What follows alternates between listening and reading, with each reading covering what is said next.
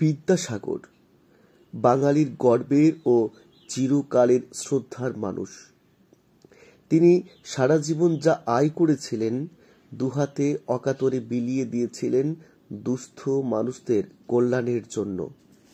শেষ জীবনে তিনি প্রচণ্ড অভিমান আর দুঃখে নিজের বসতবাটি ত্যাগ করতে বাধ্য হয়েছিলেন।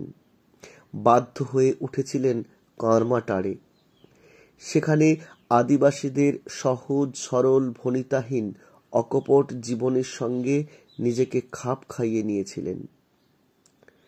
বিদ্যাসাগরের ব্যক্তিত্ব ও তার পর্বত প্রমাণ কর্মকাণ্ডের কথা আমরা সবাই জানি, কিন্তু আপনি জানেন কি বিদ্যাসাগরের মৃত্যুর পর তার প্রাণাধিক প্রিয় দুই কন্যাকে বাটি হাতে রাস্তায় নামতে হয়েছিল?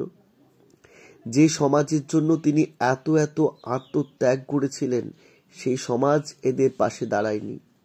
তথাকথিত সুশীল সমাজের প্রতিনিধিরা কেউই প্রথমের দিকে এগিয়ে আসেনি। কি ঘটেছিল সে সময় সবটাই জানাবো আজ ডক্টর বাঙ্গাল ইউটিউব চ্যানেলের নতুন একটি পর্বে আপনাকে স্বাগতম। বিদ্যাসাগরের কর্মকাণ্ড এতটাই বিশাল যে তার পরিবার ও সন্তানদের সম্পর্কে বিশেষ খোঁজখবর রাখতেন না সমকালীন সমাজ। কিন্তু বাস্তবটি হলো বিদ্যাসাগরের দুই মেয়ে ভিক্ষা করে বেঁচেছিলেন। চমকে ওঠার মতোই খবর। কে জানালো এ খবর? 1925 সালের 19 এপ্রিল আনন্দবাজার পত্রিকায় একটি চিঠি প্রকাশিত হয়েছিল।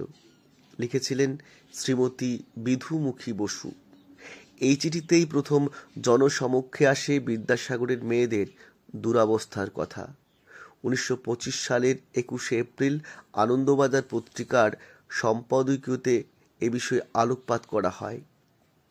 বিদ্যাসাগরের দ্বিতীয়া কন্যা কুমুদিনীর সঙ্গে বিয়ে হয়েছিল অঘোরনাথ চট্টোপাধ্যায়ের। অভাবের কারণে কুমুদিনী কাশীতে গিয়ে বাস করছিলেন নিজের সন্তানদের নিয়ে। সেখানে কার্যত ভিক্ষা করেই তিনি জীবনযাপন করতেন। বিদ্যাসাগরের তৃতীয়া কন্যা বিনোদিনীর সঙ্গে বিয়ে হয়েছিল সূর্যকুমার অধিকারীর। অভাবী বিনোদিনী এক মালির বাড়ির বারান্দায় থাকতেন। তিনি তার পঙ্গু ছেলেকে নিয়ে সাহায্য ভিক্ষা করেই বেঁচেছিলেন। আনন্দবাজার পত্রিকার সম্পাদক এই ঘটনাকে বাঙালির কলঙ্ক বলে বর্ণনা করেছিলেন। সেই সঙ্গে বিদ্যাসাগরের কন্যাদের সাহায্য করার আবেদন করে লিখেছিলেন, বাংলার ধনী ও হৃদয়বানেরা এ ঘোর কলঙ্ক হইতে বাঙালিকে মুক্ত করিবার জন্য অগ্রসর হউন। উল্লেখ্য, আনন্দবাজার পত্রিকার এই আবেদনে সাড়া দিয়ে বহু সুজন ব্যক্তি আর্থিক সাহায্য তুলে দিয়েছিলেন। 1925 সালের 10ই জুনের আনন্দবাজার পত্রিকাতে প্রকাশ করা হয়েছিল। কুমুদিনী দেবী একটি চিঠি লিখে জানিয়েছিলেন তাদের দুই বোনকে আর্থিক সাহায্য করার জন্যে তারা সকলের কাছে কৃতজ্ঞ।